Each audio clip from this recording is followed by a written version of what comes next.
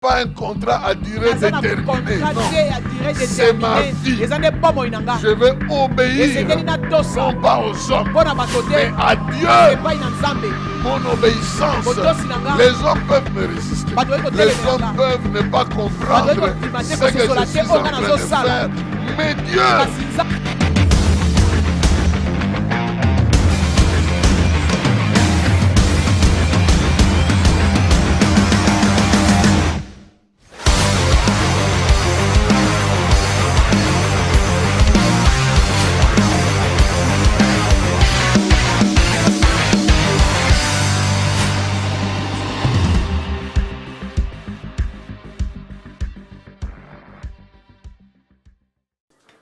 nous vous bénissons et vous saluons dans le précieux et glorieux nom de Jésus-Christ, notre Seigneur. Bonjour.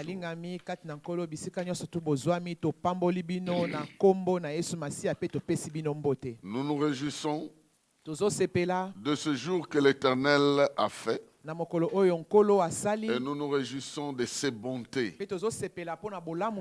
Bien-aimés dans le Seigneur, il est facile de mesurer le nombre, les litres d'eau que tu bois par jour, la quantité de riz que tu manges ou de farine.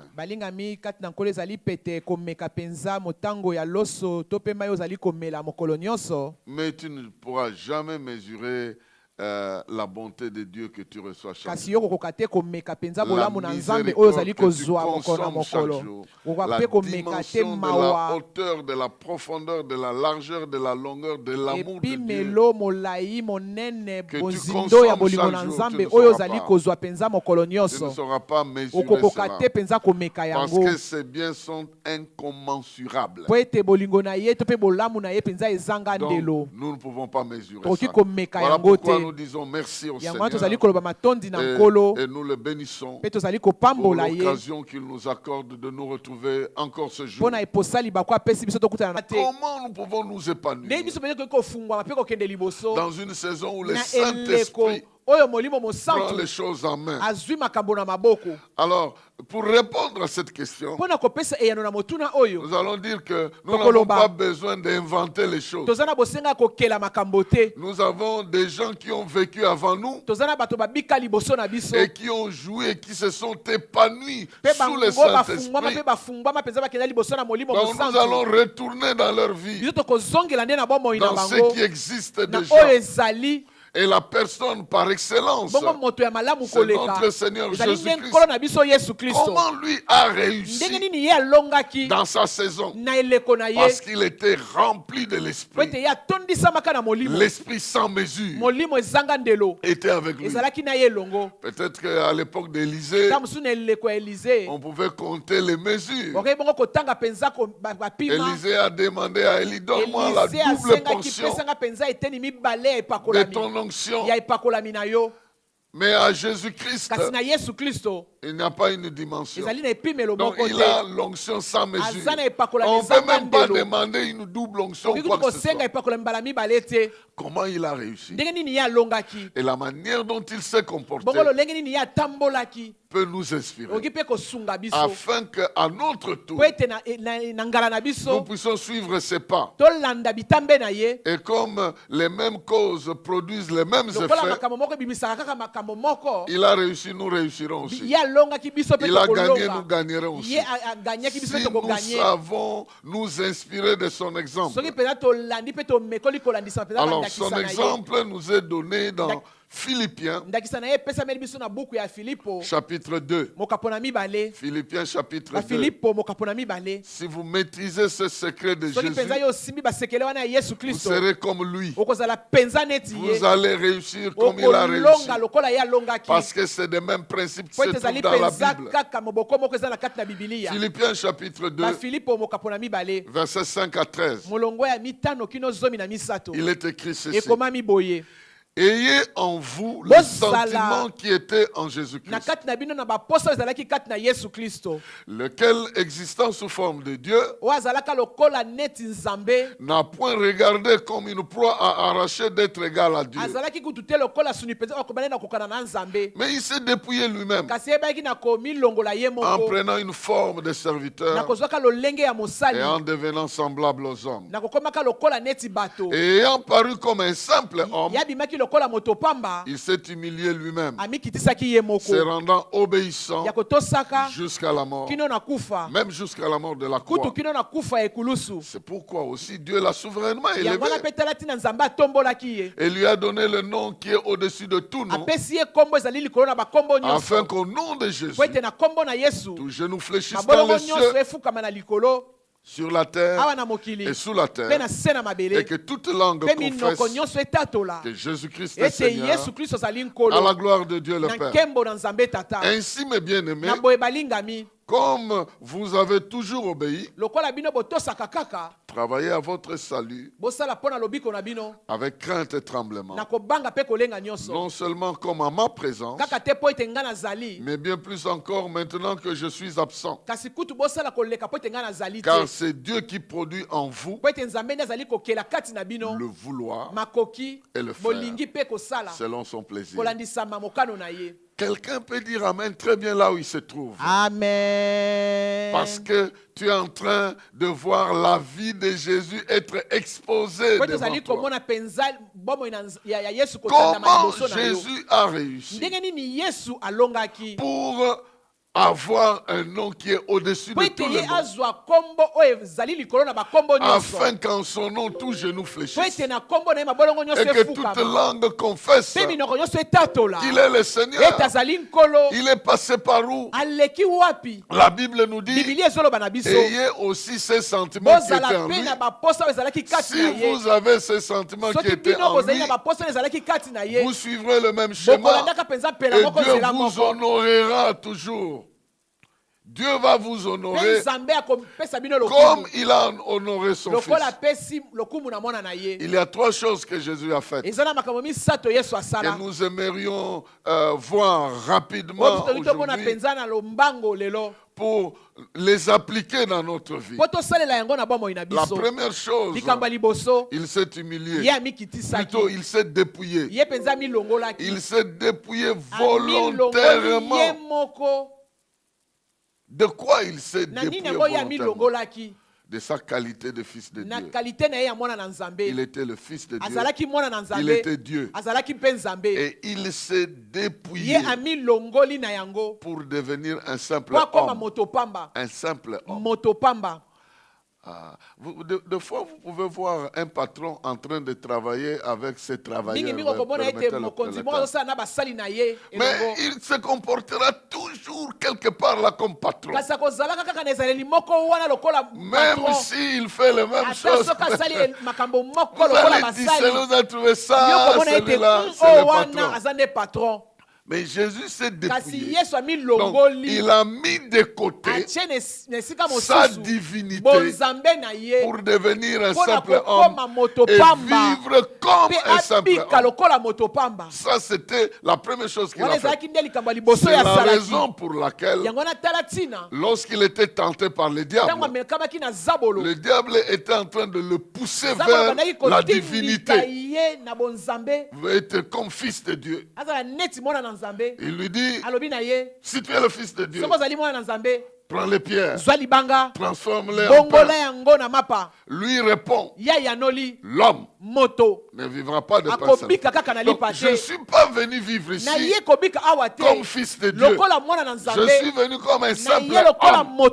Et en tant qu'homme, l'homme ne vivra pas de pain seulement, mais de toute parole qui sort de la bouche. Le diable insiste.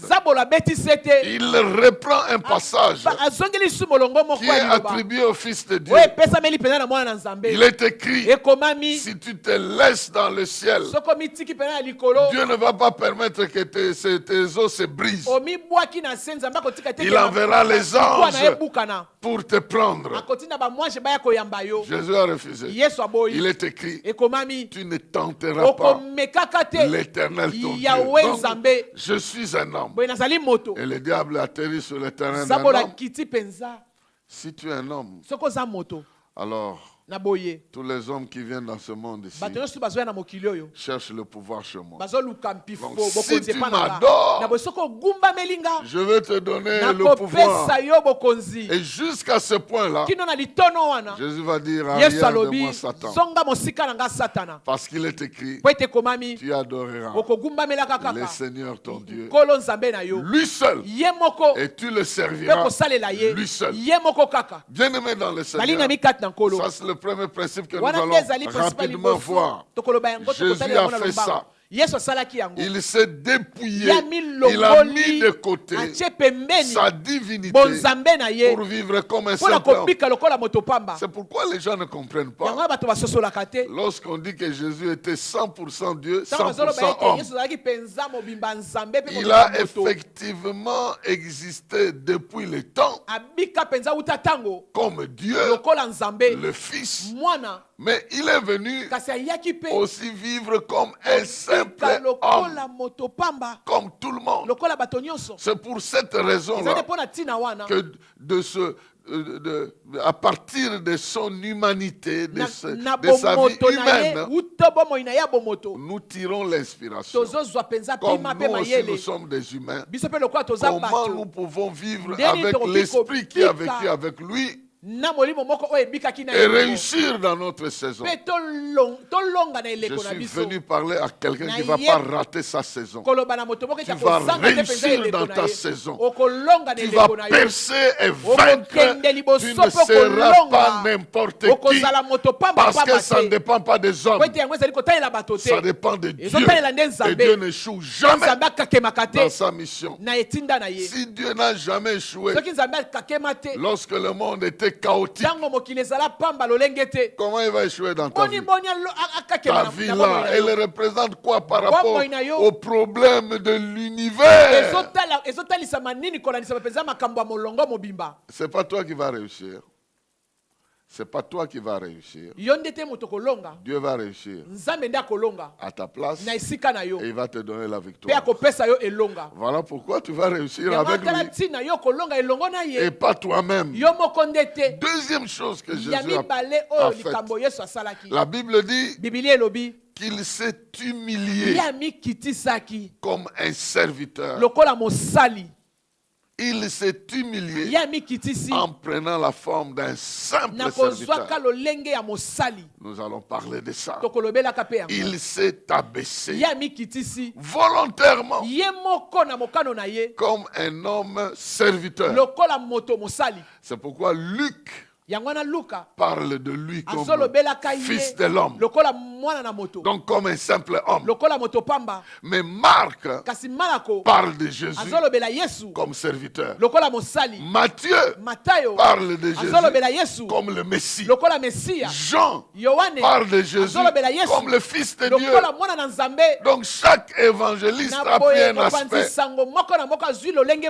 Comme c'est Pierre qui a inspiré Marc d'écrire. Il a pris l'aspect de son humanité comme simple serviteur de l'Éternel. Alors, nous allons voir cela comme son deuxième secret. Et troisièmement, il s'est engagé dans une vie d'obéissance totale jusqu'à la mort. Pas n'importe quelle mort, la mort la plus honteuse. Il a accepté ça. Comme Jésus était plein de l'esprit, sans mesure, donc il savait comment il allait mourir. Il savait très bien. Il le savait. Imaginez-vous, vous vivez tout en sachant comment, quand et comment vous allez mourir. Ça serait vraiment déjà une mort prématurée. Parce que vous vivez en sachant comment vous allez mourir. Et vous le savez. Et chaque minute qui passe, vous êtes en train d'avancer vers votre mort. Or, Jésus a vécu dans l'anonymat pendant 30 ans. Avec un ministère de 3 ans seulement. 3. En sachant que la première année que je vais commencer, les gens vont me découvrir. La deuxième année, je deviendrai très populaire. Mais la troisième année, on va m'attraper. On va me tuer. Et je vais disparaître. Mais je vais retourner auprès de mon Père. Bien-aimé dans le Seigneur, il savait et il s'est volontairement rendu obéissant jusqu'à la mort. Ces 3 éléments fondamentaux constituent la base de l'engagement de Jésus-Christ qui a fait de sorte qu'il puisse réussir. Premièrement, le dépouillement. Comment Dieu parle de notre dépouillement? Parce que notre dépouillement n'est pas le même que le dépouillement de Jésus. Jésus a laissé volontairement de côté sa nature divine parce qu'il était égal au Père. Il est Dieu, point barre. Mais il a laissé de côté volontairement sa divinité pour revêtir l'humanité. Mais nous, on nous demande de nous dépouiller de notre vieil homme. Nous, on doit se dépouiller du mal. Pas de quelque chose. Lui, il s'est dépouillé de quelque chose de bien, de supérieur. Nous devons nous dépouiller de quelque chose d'inférieur. Je ne sais pas si tu es en train de me comprendre. Lui, il a mis de côté sa divinité. Nous devons mettre de côté notre vieille nature avec ses mauvais caractères et ces choses qui nous qualifiaient pour l'enfer. Dans Colossiens, chapitre 3, versets 8 à 12, il est écrit ceci. Mais maintenant, renoncez à toutes ces choses, à la colère, à l'animosité, à la méchanceté, à la calomnie, aux paroles déshonnêtes qui pourraient sortir de votre bouche. Pourquoi qui pourrait sortir de votre bouche? C'est parce que c'est de l'abondance du cœur que la bouche parle. Ne mentez pas les uns aux autres. Vous étant dépouillés du vieil homme et de ses œuvres. Et ayant revêtu l'homme nouveau qui se renouvelle dans la connaissance selon l'image de celui qui l'a créé. Il n'y a ni grec, ni juif, ni circoncis, ni incirconcis, ni barbare, ni scythe, ni esclave, ni libre. Mais Christ est tout en tous. Ainsi donc, comme des élus de Dieu, saints et bien-aimés, revêtez-vous d'entrailles de miséricorde, de bonté, d'humilité, de douceur, de patience. Ainsi de suite, nous arrêtons ici. L'apôtre Paul est en train de nous dire, contrairement à Jésus, qui a laissé sa divinité pour devenir un simple homme et se faire remplir du Saint-Esprit comme tout homme doit se faire remplir de l'Esprit, nous autres, nous devons plutôt abattre abandonner ce qui a caractérisé notre humanité afin de revêtir la divinité. Nous devons abandonner notre vieil homme, notre vieille nature qui regarde les choses de la terre, les choses de ce monde, les choses qui concernent notre vie charnelle, et retourner, revêtir en nous l'homme nouveau créé à l'image de Christ, celui-là qui a toute la divinité en lui-même. L'effort que Jésus a fait pour devenir homme, nous devons le faire pour devenir comme des petits dieux. Lui, il a abandonné la divinité. Nous nous abandonnons tout ce qui pèse sur notre humanité, le mauvais caractère de notre vie humaine. C'est ça que nous devons abandonner. Si nous ne commençons pas par là, nous n'irons nulle part. Parce que le Saint-Esprit ne navigue pas, n'agit pas avec le vieil homme. Jésus a dit ceci: vous ne pouvez pas prendre le vin nouveau, vous mettez dans les vieilles outres, ça va éclater les vieilles outres. Vous devez prendre le vin nouveau, vous le mettez dans les outres neuves. Donc il prenait l'image de quelqu'un qui est né de nouveau, qui a abandonné le mal et qui est déterminé à se débarrasser de ces choses-là pour vivre une nouvelle vie. Étant en Christ, il est une nouvelle créature. Il doit faire un effort pour ne plus répondre aux exigences de sa chair, pour mentir, pour entrer en colère inutilement, pour rester dans la méchanceté. Mais il doit se revêtir de la miséricorde, de la bonté, de l'humilité, de la douceur, de la patience, afin que le Saint-Esprit agisse dans sa vie. Nous devons le faire. Bien-aimé, de la même manière que Jésus était tenté pour récupérer sa divinité, nous aussi on est tenté pour récupérer notre vie basse là, des faiblesses, des mensonges, de toutes sortes de péchés. Le diable fera pour qu'on retourne à cette sorte de vie, alors que le Saint-Esprit vient nous embarquer pour que nous puissions vivre en nouveauté de vie. Et c'est nous qui devons volontairement prendre l'engagement de nous débarrasser. Comme Bartimée, il a enlevé sa veste pour courir vers Jésus. Il y a des choses qui nous alourdissent, qui nous empêchent d'être utiles dans le royaume de Dieu. On doit se débarrasser de ça. Et la Bible nous encourage à nous débarrasser de ces choses-là. Sinon, nous n'allons pas atteindre le niveau que Dieu veut que nous puissions atteindre. Un deuxième texte qui nous aide à comprendre le niveau dans lequel nous sommes,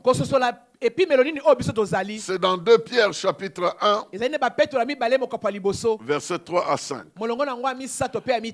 Le premier texte que nous avons lu nous montre que nous devons nous dépouiller. Le deuxième texte est en train de nous montrer que Dieu nous veut participants de sa nature.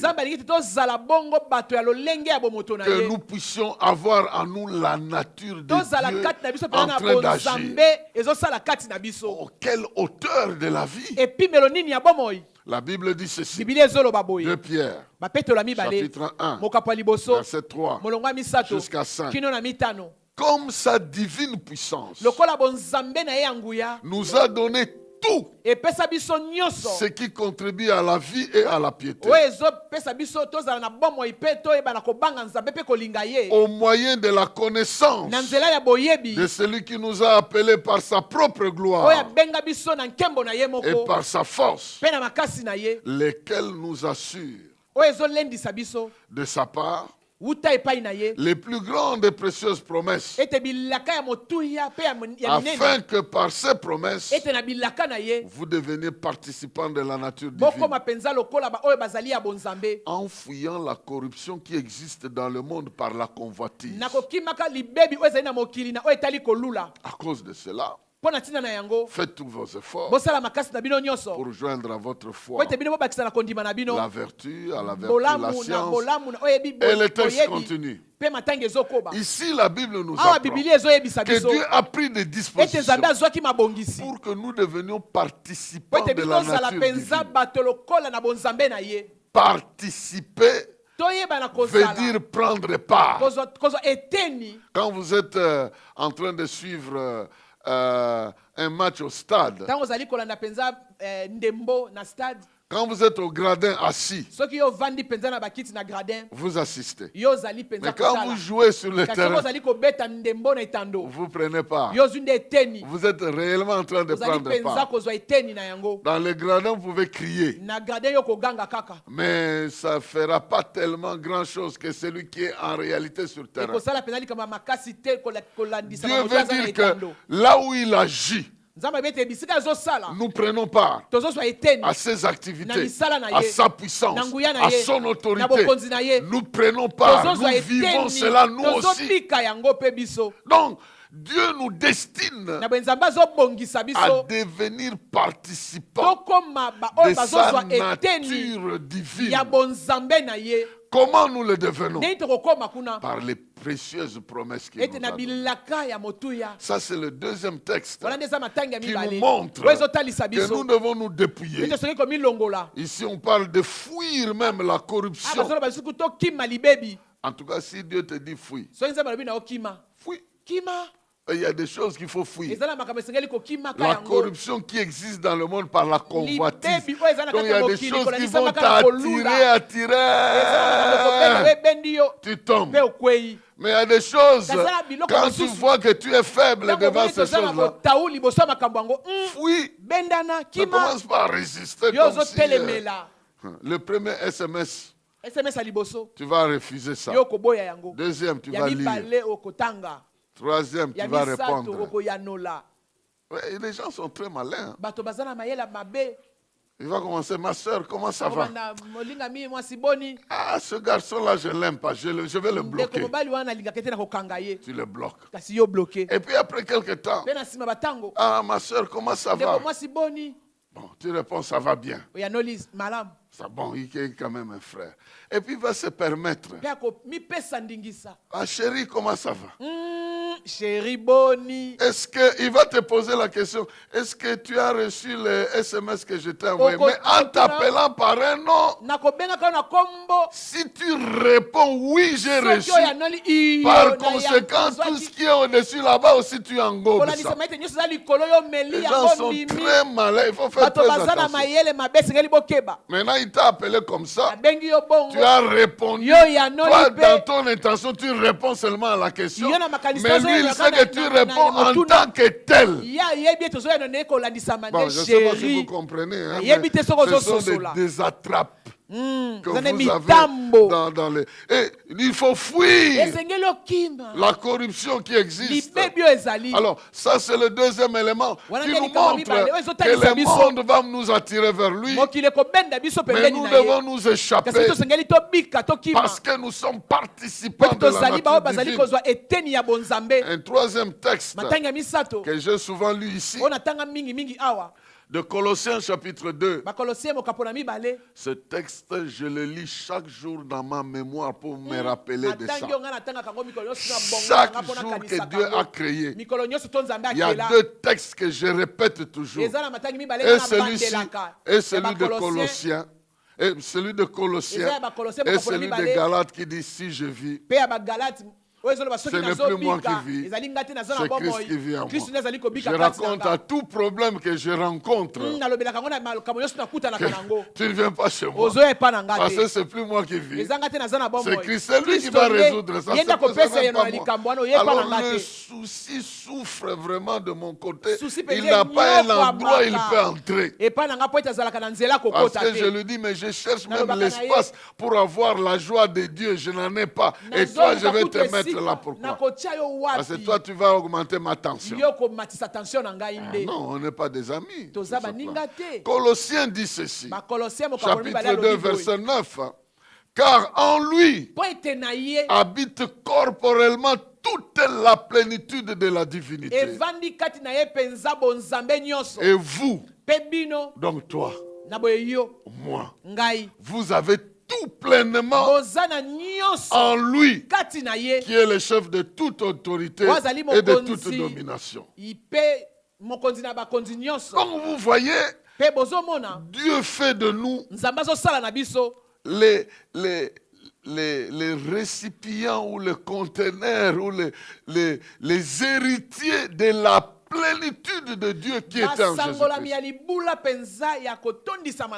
Verset 11 dit ceci. Et c'est en lui que vous avez été circoncis d'une circoncision que la main n'a pas faite, mais de la circoncision de Christ, qui consiste dans le dépouillement du corps de la chair, ayant été enseveli avec lui par le baptême. Vous êtes aussi ressuscités en lui et avec lui par la foi en la puissance de Dieu qu'il a ressuscité d'entre les morts. Donc, bien-aimés dans le Seigneur, de la même manière que Jésus s'est dépouillé, il a enlevé, il a mis de côté. Lui, il a mis ça de côté pour récupérer ça après. Parce que quand il a fini son ministère, il a dit à son père, remets-moi la gloire que j'avais avant. Donc il a mis ça de côté pour devenir comme un simple homme. Mais nous mettons pas ça de côté pour venir récupérer de temps en temps. En disant, si quelqu'un blague avec moi, il risque de me sentir. Donc là, c'est quelqu'un qui a abandonné la colère, mais qui est toujours prêt à récupérer ça si on blague avec lui. Il n'a pas abandonné ça. Il a mis ça de côté. Mais nous, le dépouillement, c'est abandonner, rejeter, détruire pour ne jamais retourner dans ces choses. La Bible appelle ce genre de personnes les chiens. Le chien a une habitude. Il peut manger à 8 heures. Il a la nausée à midi. Il vomit. À 15 heures. S'il n'a pas trouvé à manger, il va aller là où il a vomi. Il récupère. C'est comme ça que moi je me suis converti par ce passage-là. Ça se trouve dans Apocalypse chapitre 22 verset 15. Dehors les chiens, les enchanteurs, les meurtriers et tout ça. Donc les chiens là, j'avais l'habitude, tu abandonnes la colère ici. Mais quand on te provoque, tu vas récupérer les choses que tu avais abandonnées. Donc, bien-aimés dans le Seigneur, la Bible nous dit de nous débarrasser de ça. Parce que ça nous encombre. Même si c'était utile pour Saül comme roi, ce n'est pas utile pour David comme combattant de Goliath. Il faut se débarrasser de ça. Alors, bien-aimés, de ce côté-là, il y a des gens qui doivent faire des efforts. Parce que Christ nous a rachetés. Nous devons prendre par la nouvelle vie Nous devons prendre notre nouvelle vie en main. Prendre part à sa nouvelle vie qu'il nous a donnée. Parce qu'il est mort pour nous. Il nous a rachetés pour prendre part à la nouvelle vie. Il nous a rachetés pour être remplis de qualités divines. Que ce qui agit en nous, ce n'est pas la colère qui me donne l'image de mon père aussi qui était comme ça. Ce n'est pas des caractères des hommes. Ce qui me caractérise maintenant, c'est l'amour, la paix, la bénédicité, la fidélité. C'est les qualités qui viennent de Dieu qui me caractérisent. Et je dois me dépouiller de l'homme ancien et me revêtir. Et ce revêtement-là, c'est ça le travail du Saint-Esprit. Si tu ne te débarrasses pas du vieil homme, il ne viendra pas te donner les nouvelles qualités. Parce qu'il ne peut pas t'habiller lorsque tu es déjà habillé. Il ne peut pas t'habiller de l'humilité quand tu es déjà habillé de la colère ou de l'orgueil. Il ne viendra pas mettre sur toi l'habit de l'humilité aussi longtemps que tu n'as pas encore enlevé l'habit de l'orgueil. Te dépouiller, c'est ton travail. Revêtir, c'est son travail. Donc si tu ne te dépouilles pas, il ne te revêtira pas. Et puis certains ont même le culot d'aller lui demander de le revêtir tout en gardant sa première tenue là. Ça ne marche pas ensemble. Donc il faut d'abord te débarrasser et puis lui va te revêtir. Il va te faire prendre la nature divine. Tu vas commencer à vivre les qualités divines. Vous savez que les gens de ténèbres, des fois, ils sont en avance par rapport aux serviteurs de Dieu, aux enfants de Dieu. Tellement qu'ils se consacrent dans les puissances des ténèbres,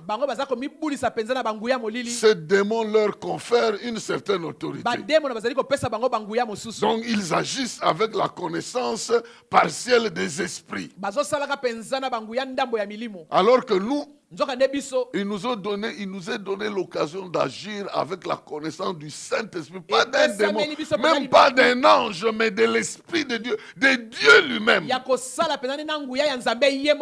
avons un privilège qui dépasse les gens du monde. Donc tu ne peux pas craindre un marabout quelque part, parce que lui ira chercher les forces de la nature. Il ira invoquer la lune ou le Vénus ou les puissances comme ça pour venir lui donner certains pouvoirs. Toi, tu es directement lié au Saint-Esprit et il déverse en toi la divinité, les qualités de Dieu.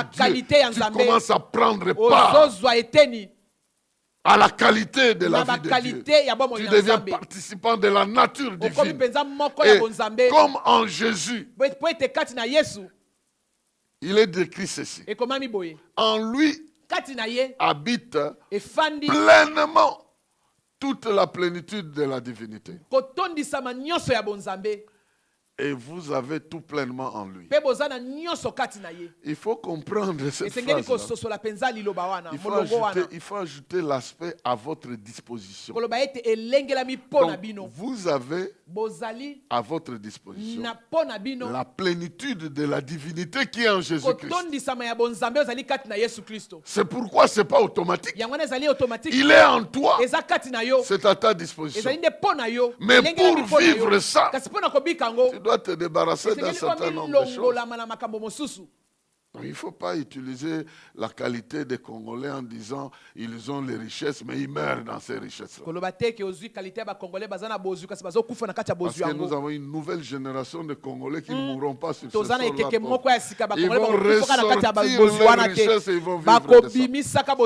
Mais il faut déjà qu'en esprit tu aies cet exercice pour que dans la vie comme ça tu saches apprendre ça. Donc je suis venu te dire, tu as à ta disposition la nature divine qui peut devenir ta nature, ta seconde nature. Et tu as à ta disposition la plénitude de la divinité qui est en Jésus-Christ, qui est à ta disposition, qui peut devenir aussi une manière de toi de vivre. Donc la première chose que Jésus a faite, il s'est dépouillé. Et quand il s'est dépouillé, il a mis de côté ce qui était sa vie antérieure pour prendre la vie humaine. Nous mettons de côté, nous nous débarrassons de notre vie ancienne, vilaine, mauvaise, inutile, qui nous a menés en enfer, pour nous revêtir de la qualité de Dieu, de la vie de Dieu, de la nature de Dieu. Deuxième chose, nous prenons la forme du serviteur. Nous devenons des serviteurs de Dieu auprès des hommes. Jésus est devenu serviteur de Dieu auprès des hommes. Il servait son père, mais c'est des hommes qui bénéficiaient. Son père n'avait pas besoin d'être guéri.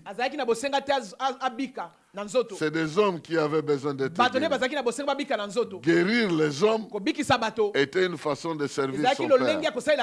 Donc nous aussi, nous nous engageons au service de Dieu auprès des hommes. Donc c'est les hommes qui vont bénéficier de notre service, mais le service, nous le faisons pour Dieu. C'est très important. Josué, chapitre 24, versets 14 à 15 nous inspire. Il dit déjà aux enfants d'Israël, Josué 24, 14 à 15, il dit maintenant, craignez l'Éternel et servez-le avec intégrité et fidélité. Faites disparaître les dieux qu'ont servi vos pères au-delà du fleuve et en Égypte. C'est l'équivalent de nous dépouiller du vieil. Et servez l'Éternel. Et si vous ne trouvez pas bon de servir l'Éternel, choisissez aujourd'hui qui vous voulez servir. Ou le Dieu que servaient vos pères au-delà du fleuve, ou le Dieu des Amoréens dans les pays dans lesquels vous habitez. Moi et ma maison, nous servirons l'Éternel. C'est un engagement, bien-aimé, que nous devons prendre. Parce que nous sommes devenus enfants de Dieu. Nous sommes devenus participants de la nature divine. La plénitude de la divinité agit en nous. Et souvent, ayant reçu le pouvoir de devenir enfant de Dieu, nous pouvons adopter plusieurs attitudes. Certains adoptent l'attitude de prince, d'un prince, jouisseur de la bonté de Dieu. Je n'ai rien à faire. Je suis un prince. C'est Dieu qui prend soin de moi. Et dès qu'il y a quelque chose qui ne marche pas, on lui pose la question. Pourquoi ça ne marche pas? Pourquoi tu as permis ceci? Comme si Dieu devient un agent de travail. Lui, il veut seulement jouir. Il y a des enfants de Dieu comme ça. Il veut simple. Il est prince, oui, on ne refuse pas. Mais il ne veut jamais servir. Jamais. Avec son argent, il ne servira pas. Avec sa beauté, il s'enorgueillit. Avec tout ce qui est la manière dont il vit, il est seulement heureux lui-même, il n'est au service de personne. Il y a des gens comme ça. Ils vivent leur vie chrétienne comme ça. Dans l'abondance, Dieu les a bénis. Ils sont très bénis, ils sont à l'aise. Ils ne donnent rien à personne. Ils n'ont rien à voir à qui que ce soit. Quand ils viennent à l'église, ils entrent à un moment où il a simplement besoin de recevoir ce qu'il veut recevoir. Il fout le camp, il est parti. S'il veut vraiment s'il aime l'adoration, il va entrer dans l'adoration. Il se réjouit, et puis après, le message, ça ne l'intéresse pas. Il s'endort. S'il veut le message, il va sauter le temps de l'adoration. Il entre seulement là où il y a la prédication. Il se réjouit et immédiatement après, il plie bagage, il est parti. C'est un prince. Et quand le problème lui arrive, il commence à poser des questions. Pourquoi tu as permis ça? J'ai prié en sortant de la maison que tu me protèges. L'accident vient d'où? Et ces gens-là, ils ne prospèrent pas. Ils restent spirituellement bloqués. Même si matériellement, comme Dieu est miséricordieux, lent, la colère, riche à bonté, il continue à les bénir. D'autres même, ils agissent comme des observateurs, ou mieux même les inspecteurs des autres. C'est les parfaits. Ils ne font que critiquer. Chez eux, il n'y a rien qui soit bon. Tout est mauvais. Ça, c'est mauvais. Lui-même est parfait. Mais il est un grand observateur de ce qui se passe. Et quand ça ne va pas comme lui le veut, il va vous ramasser. C'est des observateurs. Même quand lui-même fait, c'est pas toujours dit que c'est parfait ce qu'il fait. Mais quand les autres, surtout ne commettez pas de fautes. Quand vous commettez des fautes, c'est des inspecteurs de votre vie. Sur 10 phrases que tu as dites là, il va retenir la faute. C'est la phrase de la fin. Tu sais ce que tu as fait. Voilà ce que tu as fait. Mais sur tout ce que j'ai fait, il n'y a que ça que tu retiens. Inspecteur, tata, maman, inspecteur. Il y a plein d'inspecteurs. Mais Jésus n'était pas un inspecteur. C'était un serviteur. Même là où il dort. Oh Seigneur, tu es en train de dormir. Nous sommes en train de mourir. Et il se réveille. D'abord, il éteint, il bloque le vent. Et puis après, il leur dit, pourquoi vous avez peu de foi? Mais ce n'est pas sous le vent, il continue à les critiquer. Mais vous, qu'est-ce que vous croyez? Vous n'êtes pas... Non, il résout d'abord le problème. Après, il fait la remarque. Mais il y a des gens, nous ne sommes pas parfaits. Il y a des choses que nous faisons qui ne sont pas parfaites. Mais quelqu'un ne viendra pas t'aider pour te parfaire. Il viendra te détruire là où tu es faible. Décourage. Mais il y en a d'autres. Ils prennent l'engagement de servir sans rien attendre des hommes. Ils sont comme Jésus les appelle, des serviteurs inutiles. Des serviteurs inutiles. Ils savent qu'ils sont remplaçables. Ils ne sont pas parfaits. Ils peuvent être remplacés à tout moment. Mais ils prennent leur engagement de servir honnêtement, sincèrement, de tout cœur, sans rien attendre des hommes, parce qu'ils servent Dieu. Les hommes que nous servons peuvent ne pas reconnaître notre travail, mais nous ne sommes pas à leur service pour qu'ils nous payent eux. La Bible dit dans 1 Corinthiens chapitre 15 verset 58, il dit: soyez fermes, inébranlables, servant le Seigneur de mieux en mieux sachant que votre travail n'est pas vain. Lui va reconnaître votre travail. Lui reconnaîtra ce que vous faites. L'Église n'a pas besoin de princes jouisseurs. L'Église n'a pas besoin d'observateurs, des inspecteurs, des donneurs des ordres. L'Église a besoin des serviteurs inutiles, de ceux qui se considèrent inutiles. C'est sur eux que le Saint-Esprit travaille. C'est sur eux que le Saint-Esprit libère. Regardez, c'est Jésus. Il a simplement servi son Père. Il n'a pas voulu rendre des comptes à qui que ce soit. Vraiment, si toi tu étais Jésus, tu ressuscites. Tu n'allais pas aller voir Pilate.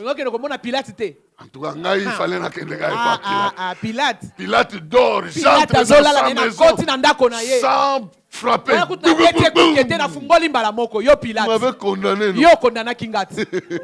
Regarde cela. Maintenant tu peux parler. Tu m'avais condamné. Tu vois que je ne peux pas. Jésus n'a jamais fait ça. Il pouvait aller chez Caïphe, les principaux, rien. Il est allé chez les serviteurs, chez ceux-là que Dieu a choisis pour servir des témoins, pas ceux-là qui devaient être impressionnés par sa résurrection. Oh, sois simple serviteur. N'impressionne personne, parce que celui pour qui tu travailles, il n'est pas impressionné par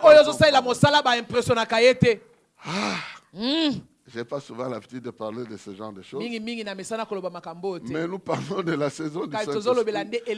C'est pour aider quelqu'un à savoir que je dois rester humble et rester serviteur.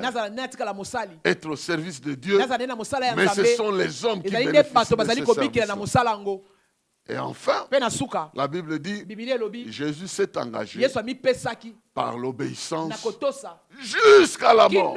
En d'autres termes, du fait que je me suis dépouillé, du fait que je m'engage à être serviteur, je vais rester obéissant jusqu'à la fin de ma vie. Je n'ai pas de choix. Je n'ai pas un contrat à durée déterminée. Non, c'est ma vie. Je vais obéir non pas aux hommes, mais à Dieu. Mon obéissance, les hommes peuvent me résister.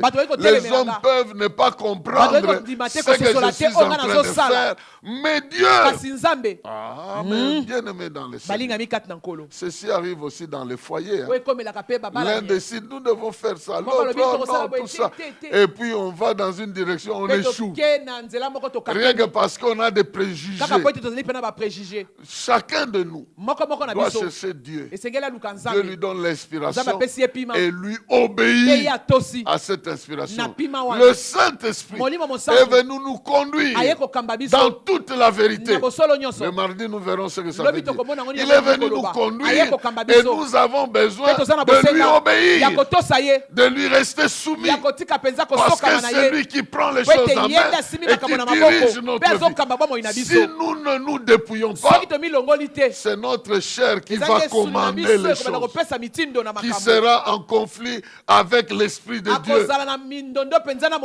C'est pourquoi la Bible dit les œuvres de la chair s'opposent aux œuvres de l'Esprit. Mais si nous nous dépouillons de notre vieil homme, nous n'aurons pas de problème pour obéir à l'Esprit de Dieu. La désobéissance vient du fait que nous laissons le terrain à la chair pour continuer à contrôler notre vie. Matthieu chapitre 10, 37 à 39. Voilà, il est écrit ceci. Celui qui aime son père ou sa mère plus que moi, il n'est pas digne de moi.